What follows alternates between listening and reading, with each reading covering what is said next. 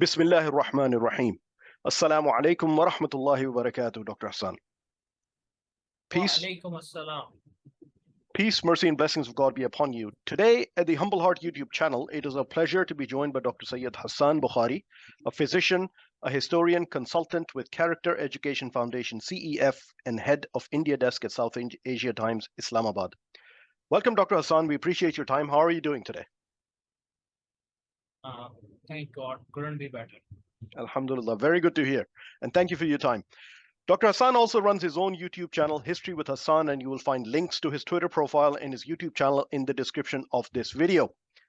Today, we start a series of our discussions will be added to a playlist on this Humble Heart YouTube channel as Charting the Journey of Pakistan. You can click on the playlist and listen to all of our discussions. We want to start today's discussion with the exploration of the reasons for the partition of India and creation of Pakistan. The topic of today's discussion is creation of Pakistan and partition of India. Why? In particular, we would like you, Dr. Hassaan, to respond to some of the objections to partitioning of India, but we want it explored with the historical lens of the British occupied India first. So we start with our first question.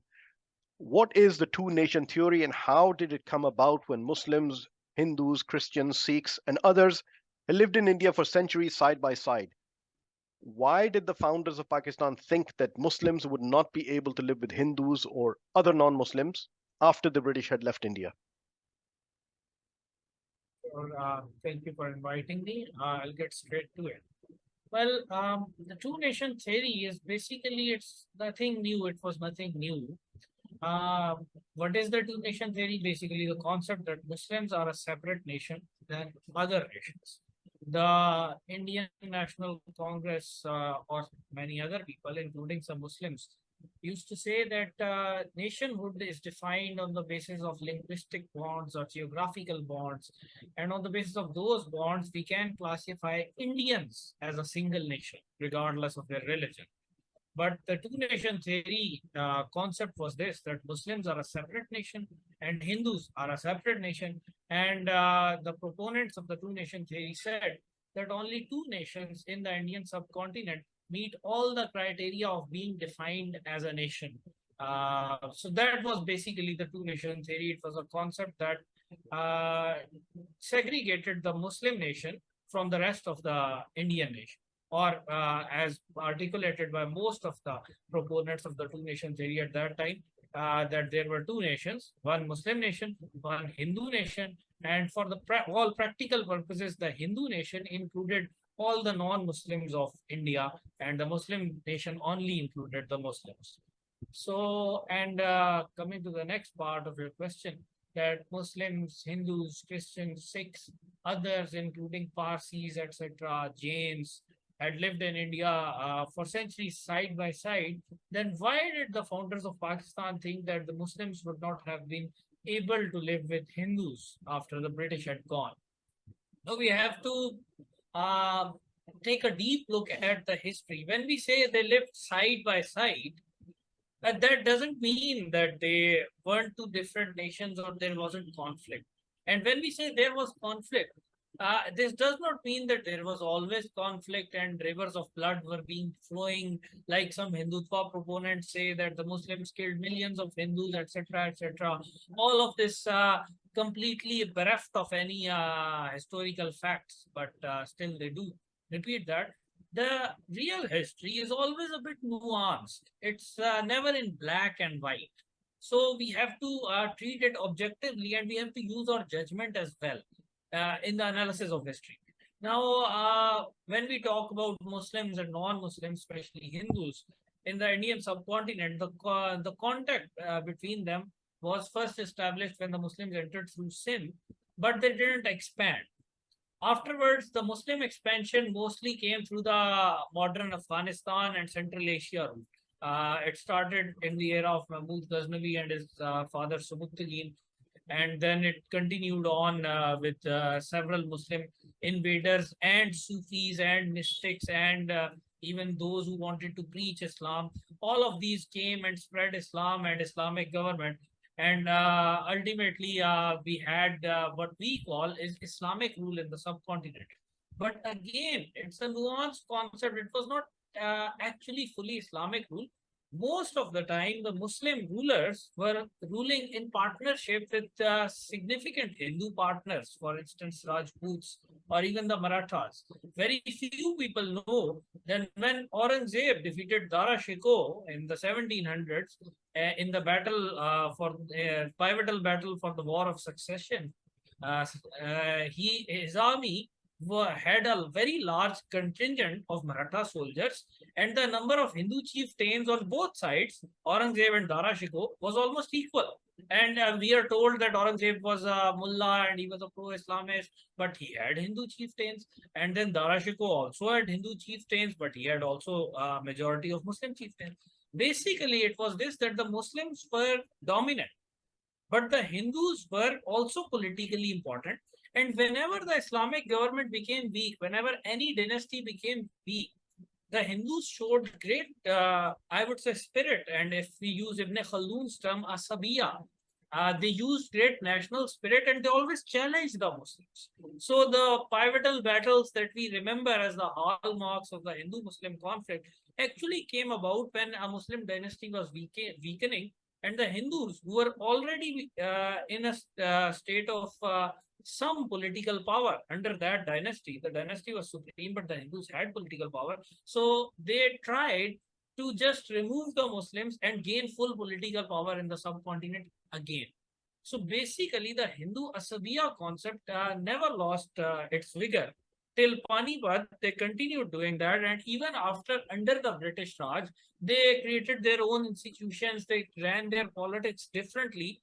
And even Sir Syed, who used to say that Muslims and Hindus, especially the upper caste ones, the educated ones, should unite, he was also forced to accept that the Hindus basically had a different vision for India. They wanted their dominance in India, and they didn't want the Muslims to exist as a nation. If a Muslim prays 5 times a day, most of them would have no problem.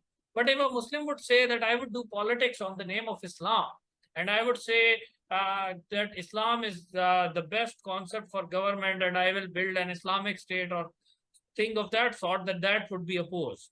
And they would say, no, you can't do this. This is India. This is Hindustan. You can't do this. You can't exist as a different nation inside this land. And it was actually, this concept is not peculiar to the subcontinent. Let me tell you an anecdote as well, that Theodore Herzl, the founder of Zionism, modern Zionism, he met Sultan Abdul Hamid II in 1899. And he asked him that we will pay off all the Ottoman government debts, but you let the Jews settle in Palestine because we are being persecuted, etc., etc. And Sultan Abdul Hamid said that my heart goes out to you if you are being persecuted, and we will support you. But you cannot go into Palestine because what you aim is to build a Jewish nation in Palestine and politically organize that nation.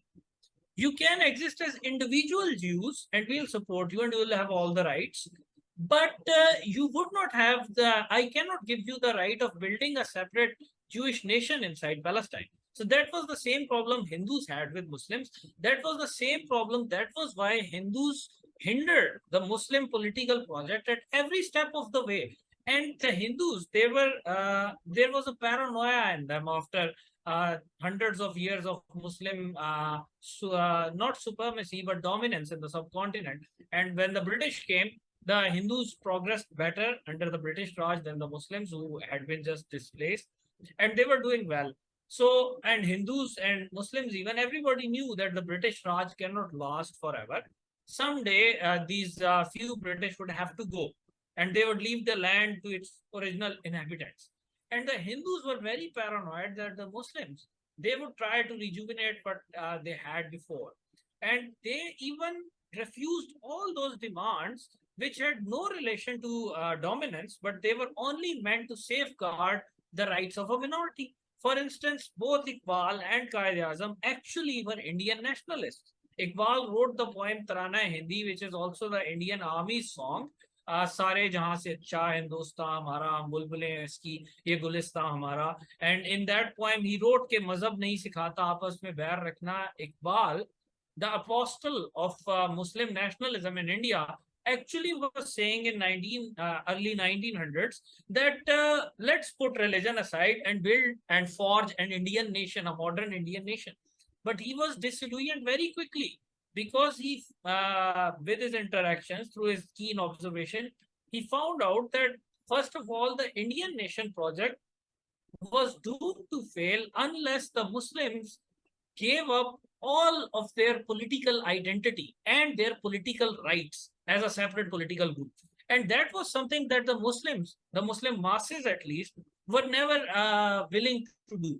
And this was something that the guy, Muhammad Ali Jinnah, also experienced. He was also a very prominent Indian nationalist, and Gokhale said that he's going to be my successor. But when Gandhi got his paramount position in the Congress, and Qaid actually said to Gandhi that you are running your politics on the basis of Hindu religious symbols, and this is not appropriate for a modern political project in which we mean to forge an Indian nation made up of both Muslims and Hindus. So, but he was opposed and he was ousted from the Congress as well, but he still remained an Indian nationalist. And after the Nehru report, when the parting of the ways came, these words were used by Muhammad Ali Jinnah himself. The reason he was asking just for separate electorates and just for one-third seats in the national legislature. These demands in exchange for a united India, united Indian nations were not unreasonable at all. But the paranoia was so great on the Hindu side, and also in combination with the paranoia, there was this confidence they had. We are more rich, we are more educated, we are more organized. We're more in number. We are more in number. We are 3 times more in number. Now the demographic has shifted. If you consider India, Pakistan, and Bangladesh together, Muslims form about 37, 38%. But at that time, Muslims form about 25% of the total population. So they were very confident as well. And they actually said that this sort of demands by the Muslim minority is actually obscurantist demands to the project of an Indian nation, and they are making a fuss about nothing. And when the Congress Raj came, actually, when the British gave the Congress government in 1937, a limited government, not full power, and they did impose Hindu symbols because they said these are Indian symbols. So always the Hindus have conflated Hindu symbols with Indian symbols, and they Indian have symbols. been saying that this is India. So what is your problem then? If you can't even own these symbols, if you owe your allegiance to something in Arabia, the Hindus have this concept that they have a sort of mythical or mystical relation with the land. So they project these feelings onto Muslims as well, and they say that you have that sort of relation which we have with India. You With have Arabia. that with Arabia. So why don't you go to Arabia then if there's so much of a problem for you? Or if you want to live here, then build that sort of a relation with the soil of India. And So even those Hindus who weren't Hindutwadis like Savarkar, even Nehru or Patel or even Gandhi, they also had this problem with the Muslims that they think of themselves as a separate nation, and this is something that is detrimental to the Indian nation. so So would that you was the say basis of the conflict. so would you say in summary that the founders in Pakistan realized that even under Muslim rules for centuries and the Hindus were always waiting for an opportunity for supremacy? Is that what you're implying? Yes, sort of. You see, history is our guide here. Okay. I wrote actually an article about this 13th of April 2023 in South Asia Times. It's named Muslims and Hindus, the Holy Grail. I'll send you the link as well. We'll So include that in the video. in history, there are always some inflection points. Okay. There are always some milestones. They're significant. So whenever we discuss the history of the subcontinent, so we discuss those points and we see that when the conflict started in the West on the side of KPK and Afghanistan, it was the Hindus who attacked first, Subukhtagin, and then they hit back, and then they advanced into modern Pakistan, and Mahmud Ghaznavi faced Jaipal. And Jaipal was the Raja of only Punjab, Yes. KP, and Kashmir. Yes. But the army he brought the alliance was an all-India alliance almost. Almost all of North Yeah, India was represented in this the army. the Jats, Even the rivals Marathas, of everybody. Jaybal had come there. But Yeah. Mahmud Ghaznavi wasn't supported by any other Muslims apart from his own empire. So Okay. you can see the amount of asabiya that was there. And same thing was repeated when Prithvi, the Raja of Ajmer, was supported by the whole of northern India, Yes. barring one or two significant omissions.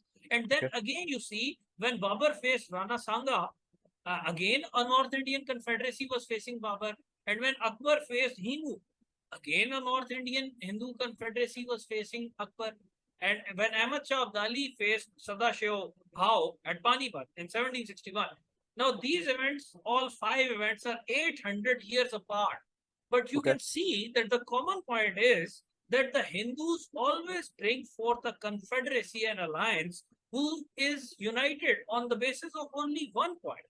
And that one point is, let's get rid of the Muslim hegemony.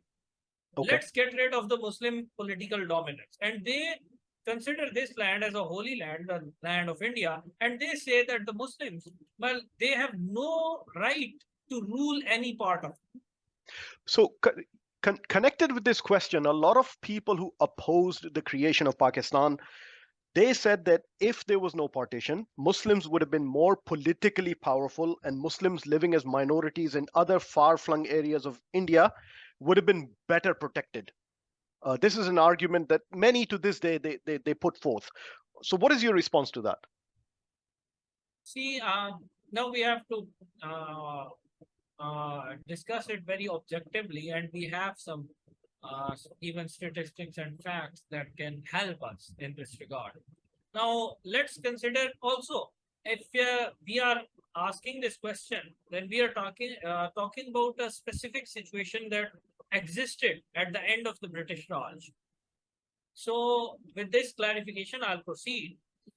United India at the end of the 1940s. Now, let's see what the Muslims had. They had 25% of population.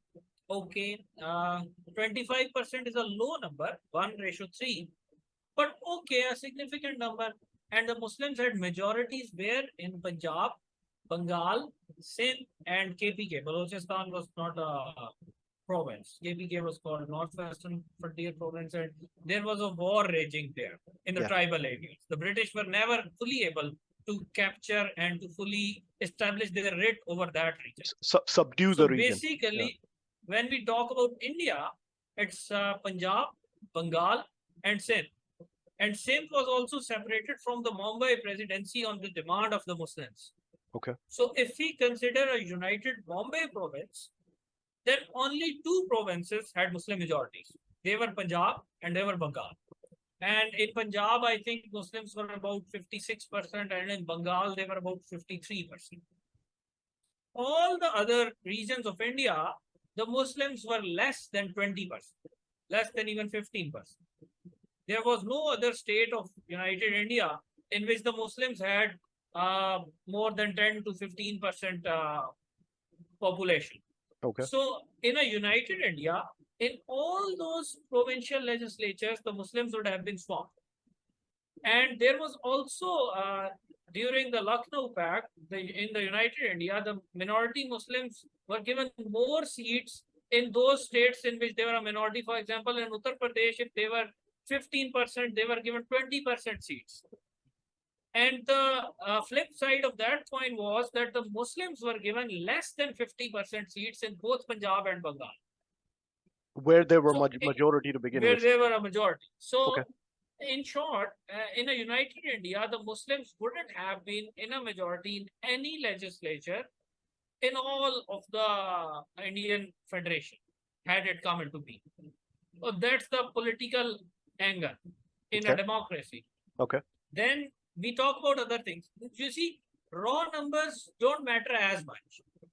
The whites in the Americas, they were less than 10% of the population when the struggle started. But now, Yes. where are the majority red Indians? They aren't anywhere. Anyway. They died, they were defeated, they were educationally backward, they were bickering among themselves, whereas the whites were united. They just vanquished them. And Yeah. now even you can see that 6 million Jews in Israel dominate 200 million plus Arabs Yes. of the Middle East. Yes. So was the Muslim, and in Japan, with 1/10 of the population of China, was bullying and occupying huge parts of China in the 1930s and 40s. Yes. So a minority can dominate the majority. And this argument was put up that the Muslims had ruled India despite being a minority of 20 to 25% for 1,000 years, as the platitude goes. So basically they said, why can't we do it again? We lost to the British, we didn't lose it to the Hindus. And now the British are gone, we can take care of the Hindus. That's a very spurious argument, if I am being polite. Okay. And then there was, but if we look at the reality, when the Muslims were dominating the Hindus, you have to got to examine the factors that why. Why did Mahmud win? Why did Babur win? Why were Muslims dominating? Because they were both educationally, scientifically, they were much more advanced than the Hindus, and they were also militarily very organized. Yes. And their armies were better. They had better luck as well, but their armies were much better. And Superior, always, if you look at the numbers from modern estimates and neutral historians, the Hindus were much more than Muslims in number in terms of total population. But the Muslims brought forth very significant amount of armed men for the conflict. Yes. So if the ratio was 1:4 in population, in the battlefield, it was usually 1:1.5. Yeah. Yeah. So that was the level of organization and valor in the Muslims. But then you look at 1946-47, compare, for example, literacy or education, the Muslims were far behind. By far, the most developed Muslim population in a Muslim majority province was in Punjab. In Bengal, the Muslims were downtrodden. They even weren't letting them make a university with their own funds. The Hindus were so dominant. And even intellectuals like Rabindranath Tagore were saying, why are you building a university in Dhaka? They're peasants, they don't know anything, they can't read, blah, blah, blah. The Muslims of Bengal were educationally and materially so backward that the Hindus were completely dominating all the spheres of Bengal. All the industry was in Calcutta. All the land in East Bengal, which became Bangladesh, most of the land was occupied or owned or dominated by the Hindus. Hindu landlords. So the Muslim peasant worked, he remained ignorant, he remained poor, and the Calcutta states, they earned a lot of money, and the Hindu jotedars, they earned a lot of money. So come to Punjab, which was said it's the sword arm of the Muslims of India, and Punjab is a powerhouse of Islam. Okay, let's look at this powerhouse.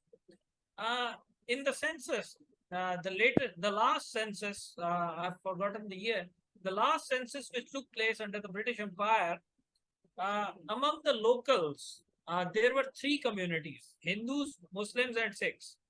Sikhs was about 15%, Hindus about 30-31%, and the rest were Muslims in Punjab. And the literacy rate among Hindus was 17%. And among Sikhs, it was 16%. And among Muslims, it was 6%.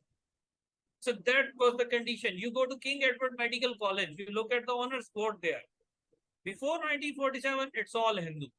All the distinctions, Hindus, all the professors, either they're British or they were Hindus, very small minority of Muslims. So the Muslims were not only less in number, but if you really compare that portion of the nation, which can be politically active, which is educated, which can be commercially active, then instead of a ratio of 1:3, you get a ratio of 1:10.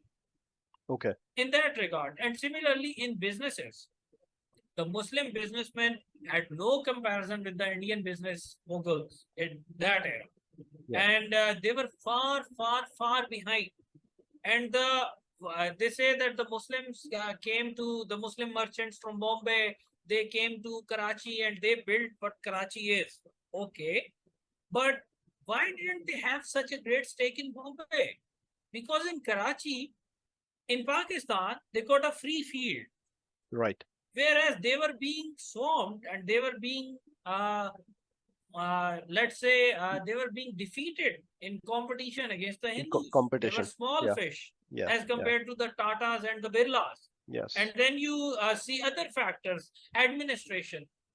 Look at the list of the bureaucrats, those who were qualifying the ICS exams, the Indian Civil Service exams. Muslims, huge minority, huge minority. Only one institution were the Muslims close to their representation in population, and that was the military. Military. That was the only thing that the Muslims were in proportion. They were not in a majority in the military. They were not dominating the military. They were like 25 to 30% Muslims in the among the locals in the British India Army. So had Pakistan not been created, these merchants in Bombay would have remained small merchants compared to the Tatas and the Birlas. And the King Edward Medical College in Lahore, which has now boasts of many global level physicians and doctors, that honor board would be filled with Hindus even today. Yeah. Because you see, it's a positive feedback cycle, what we call in medicine. If a patient is getting a heart attack, it's because the heart isn't getting enough oxygen and the heart is getting fatigued. So what the heart does is it starts pumping more furiously, but the muscle has less power because of less oxygen. Okay. So the heart pumps more, but pumps weakly. Yes. So there is even less oxygen. And then the heart pumps even more and it gets fatigued even more. Right. And it goes on and on till the person dies. So that was what was happening with Muslims. They were ignorant. They were being trampled upon. They were being hoodwinked, if I were to use Malcolm X's famous expression. Yeah. So, and this cycle was going to continue. So this cycle, the only way to break a positive feedback cycle is to generate a huge intervention to derail that cycle. To interrupt and the cycle. Pakistan's creation was that thing which was meant to derail that cycle. Yes. And bring a homeland for at least 2/3 of the Muslims. You can't get everything always. Yes. You got a country for 2/3 of Muslims in which they had their own domination. They could create their own positive feedback cycle for their own benefit. They could create their own Islamic welfare state, their own medical colleges, their own universities, their own businesses, everything, their own army steeped in their own traditions, their own legislature, their own constitution. And they could go on and rebuild that brand of Muslims, that brand of Islam, which had become powerful enough to give light to the world, which had become powerful enough at one time that it also dominated the subcontinent and it contributed hugely to the subcontinent. Like I always laugh when the Hindutwadis are posting about Taj Mahal as well. That if you have so much problems with Muslims, then destroy that building as well. It was built by Muslims. So the Muslims gave a lot to India as well. Yeah, one comment I have is a very interesting comment you made about the finances of Hindus in India. So when you read the books such as the Anarchy by William Dalrymple about the East India Company. Yeah. And he goes out of his way to highlight that the domination of East India Company from a trading company to the subjugation of Indians would have been impossible without the Hindu money, the financing machine, the Hindu bankers behind it, right? That's yes. A lot of people neglect that. That the Muslims were in no position to do that. As I was saying that this is a very famous platitude in Pakistan that the Muslims ruled India for 1,000 years. That is not true. The Muslims were dominant in India for 1,000 years, but there were a lot of spheres that were untouched by Muslim hegemony. Finance was always one such thing, even under Sher Shah Suri and Akbar. The Hindus were running finances, and there were also lots of territory that was never actually captured by the Muslims directly and ruled by them. Okay. So when we talk about from an Islamic point of view, then there are accusations again who oppose the creation of Pakistan, and they say that those who were the founders of Pakistan, they were elitists, they were landlords, they were distant from Islam themselves. So they championed the cause of Muslims of India, and yet Islam was practically absent from their lives. How do you respond to that? You see, this critique is not wrong. Unfortunately, you have to look at the concept of Pakistan and its aims. And there were two kinds of aims. There was the negative aim and there was the positive aim. So the negative aim was that we have to build Pakistan in order to escape Hindu domination. Now, I'm not saying negative in kind of bad. I'm defining negative as the aim that sought to prevent something from happening. That was the negative aim, the preventive aim. We have to save ourselves from Hindu domination. Almost every Muslim shared that aim. And the class that you are talking about, the secular elite, many of the civil servants, people like Sir Sikandar Hayat, the Premier of Punjab, these people, now they were servants of the British, they were lackeys of the British, they were dependent on the British for their power and their patronage. And they were also apprehensive of the Hindus, especially the Congress party, that the Congress party will end their power and system of clientele. So they thought that if we could get a country of our own, then we can dominate that. At the last time, at the last instant, they joined the Muslim League and the movement. The movement for Pakistan, those who initiated it, they were different from those who got to run Pakistan. That is the tragedy of Pakistan. Okay. Allama Iqbal, now he represented the positive aim. Muhammad Ali Johar, he was also an Indian nationalist. He also converted. And he also joined hands with Jinnah afterwards. Muhammad Ali Jinnah himself. But the main guy who elucidated the positive aim, who gave the theory, who gave the philosophy was Iqbal. And for Iqbal, the negative aim was a secondary aim.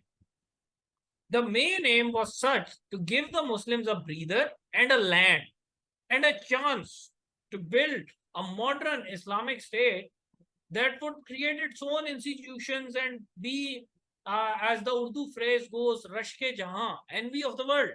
Okay. He was looking for that utopia. So that was the positive aim. But those people, like the Unionists, like Sikandar Hayat, like even Fazlul Haq of Bengal, even like G.M. Sayyed of Sindh, these people were not interested in that. These people only jumped the Pakistan bandwagon when they realized that it's going to be either Hindu domination or something else.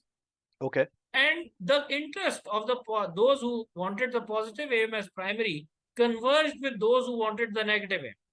Okay. But when Pakistan came into being, the positive aim side lost out very quickly because the others, they were the status quo, the Sikandar Hayat types, the Unionists. And nobody was able to lead the positive side to overthrow that. A second revolution was required in Pakistan that never happened. So the positive aim was to build a model Islamic state. Was that the positive a modern model Islamic state? But the critique on Pakistan is wrong, because for building that state, the formation of Pakistan was absolutely necessary. In a united India, you couldn't have built that. So that critique is wrong. But if you say that, yes, Pakistan could have been that, which it didn't become, why? Then this critique becomes relevant. Okay, so we will explore that in one of our next sessions. What we'll do at this time, we'll take a short break and we will rejoin you, Dr. Hassaan, shortly. Okay? Right. Okay, welcome back, Dr. Hassaan. So that is an interesting discussion, and we'll continue that in the future session as to what Pakistan was meant to be and where it derailed and where it is today. That's a longer discussion. But what I want is, if you look at the present circumstances and the abuses, the human rights abuses that are going on against the Muslims of India today, do you think that the vision and the intention of the founders of Pakistan have been vindicated? That the two nation theory has been vindicated because the current events and the circumstances with the Muslims of India are enduring right now? Yeah, I think it was vindicated even before that. In any process, in anything, science, history, philosophy, the important thing is governing dynamics, the factors that bring out the symptoms. See, when you're treating a disease, you don't treat the fever. You give an antibiotic to kill the bug that is causing the fever. So what we are witnessing in India today is just a part of the process that was bound to happen. And the human rights abuses, the discrimination, these things aren't new, by the way. They have just taken on a more virulent turn. And believe me, they will take more virulent turns in the future as well. This So you process think is they not will going get to worse? stop. You think they will get Yeah, worse? they will definitely get worse. Okay. They will definitely get worse. See, if a person is killed, cow lynching. In India, there are, I think, 190, 180 million Muslims. Yes. One person is lynched, two are lynched, five are lynched. It's tragic, but it's not that significant when we consider 190 million. Okay. But when you see that out of those 190 million, how many of those are literate as compared to the rest of the Indian population? How many are occupying the levers of power and wealth in the Indian state as compared to their population? In Very few India, or none.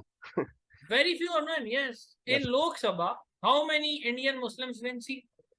Indian Muslims actually have to vote for non-Muslim candidates because they know that if a Muslim candidate stands up in any constituency, the Hindus will unite and he will lose, no matter how competent he is, no matter how uncommunal he is. So, very few Muslims make it to the Indian Legislative Assembly, despite the fact that they are about 17% of the population. There are about 5-6% of them in the Lok Sabha. And the situation is better there. In the local legislatures, it's even worse. And you Okay. come down to the community level, the union council level, it's even worse. And you check out the number of Muslim doctors, Muslim engineers, Muslim business tycoons. You can see that the discrimination has been going on for way too long. Even the pre-partition India ratio has become more skewed in India against the Muslims. The Sacha report is very famous. Everybody should read it. It was, I think, published in 2007 or 2006. I don't remember the exact year. But Modi wasn't the Prime Minister of India back then. Yeah. Congress was in power. Congress party has ruled India for most of its existence, modern India. And what they've done is that how many Muslims are in the army? 2%, 3%. That's it. So the Muslims, and they are ghettoized like the Jews were in Europe. Irfan Pathan, no matter how many anti-Pakistan statements he makes, he cannot rent a Hindu's house in a posh neighborhood in Mumbai, which is Correct. occupied by Hindus. Yeah. Because it's the mentality that they are Muslims, they are different. Keep them away, keep them somewhere else. Like Yeah, the Jews were just kept in Europe, they were kept in ghettos. So in every Indian city, there is a ghetto for the Muslims. Why are Muslims leading in underworld and jails? The only two things in which Muslims lead in India, they are in excess of their proportional representation in the Indian population, is in the underworld and in jails. gangsters. Yeah, it's the same as with blacks in America. Yes. A community that is bereft of education, that is bereft of opportunity, the opportunity is snatched from them. A Muslim's business start doing well, a boycott comes in. In India, nobody covers that. Nobody will do a report in Washington Post about it that Mohammad Shakur in Bihar got his business destroyed by the Hindus because the Hindus said that, okay, we are not going to let this Muslim get ahead and we are not going to buy anything from him. And concepts like love jihad, now that is an absolutely absurd concept. People go into universities and colleges, they develop friendships sometimes, blah, blah, blah, this happens. And you're saying that actually it's a conspiracy, an organized conspiracy by Muslims to snatch away young Indian men and women through honey trapping. And this strategy, apparently, according to love jihad theorists, has been created somewhere. I don't know where. Maybe they're pointing fingers at Devband or Bareilly or I don't know where. It's like the same playbook that was used in the anti-Semitic parts of Europe, like the forgery, that book, The Protocols of the Elders of Zion. Now they Yeah. said that the Jews are saying the Jews are getting together somewhere and they're saying these things. They're They manipulating the had, world events. yeah, they were saying that the Jews are controlling this and controlling that, and the Jews are destroying this state and destroying that state. And that is sort of these sort of conspiracy theories, the love jihad theories. They are actually markers of impending pogroms first, and then genocide ultimately when the majority feels actually threatened. Believe me, the day India faces a real danger, which is possible in the global tumultuous situation with India is now getting cozy with the USA, and if there are conflicts, and if China retaliates fiercely against India someday, 2, 3 decades later, 5 decades later, 10 decades later, if ever the modern state of India faces peril, it doesn't have to be real peril. It just needs to be enough of a peril that the Indians, even the reasonable ones, would feel seriously threatened. They would kill the Muslims in millions. Like the Germans started killing off the Poles and the Russians and the Jews, everybody they thought was against the Nazis and was threatening a German state. So Everybody who they perceived as a threat, the Germans. who they Yeah. perceived as threat. In India, they are doing this to the Muslims and to the Christians, and they will do this to the Sikhs as well, ultimately. Uh, this brand, this Hindutva, this was not something alien to any Indian political party. And Quaid-e-Azam, Muhammad Ali Jinnah, was absolutely right when he said that there is little difference between Congress and the Hindu Mahasabha. You can read the statements of Sardar Patel, a man who was a Congress minister, but is idolized by Modi even today. Yeah. And Patel was of the similar opinions. Patel and Modi had much in common. But Patel was a member of the Congress, not Hindu Mahasabha, not RSS, not Jan Sangh. He was from Congress. So Congress. these things, the minority, the Muslims, they still generate a reaction. Why does this absurd theory of love jihad, even purported by educated Indians? Yes. Even a significant majority, a significant proportion of educated Indians actually believes that the love jihad thing is real. Real. Now, either you are too stupid or you are too blinded by hatred. Or you're doing it on purpose. Yeah, I refuse to believe that they are that stupid. Yeah. They are not. Yeah. Nobody is that stupid. So then you add 2 and 2 together and you can see the media. They have ousted the Muslims mainly from the commercial life of India. They have ousted the Muslims from the military of India. They have ousted the Muslims from the political parties of India. They have ousted the Muslims from the civil service of India.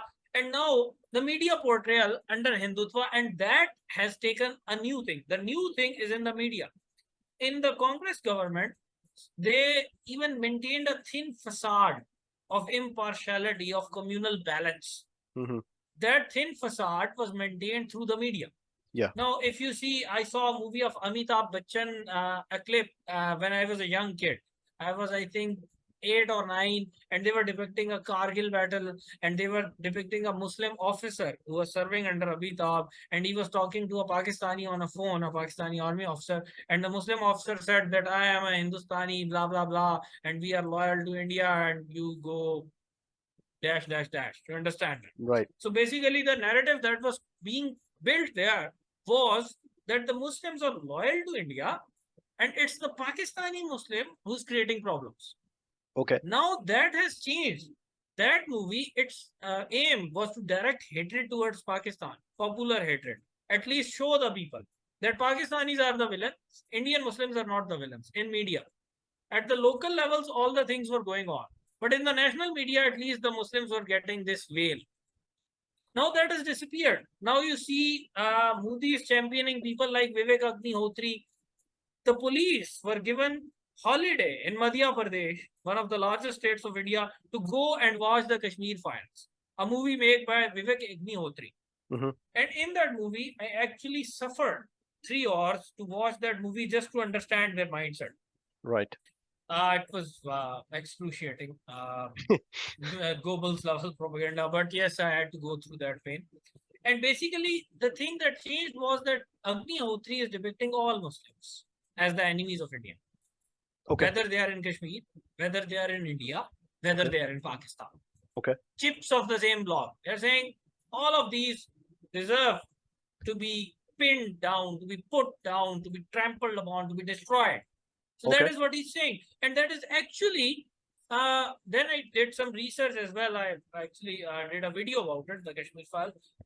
What the Goebbels propaganda was doing, the dehumanizing of the Jew, the raising of the Jew as a villain to unite the German nation. And that is the same thing that they are doing now to unite the Hindu nation completely by raising the Muslim as a villain all over. Because, you know, in North India, these feelings are strong. The anti-Muslim feelings are much stronger than in the South.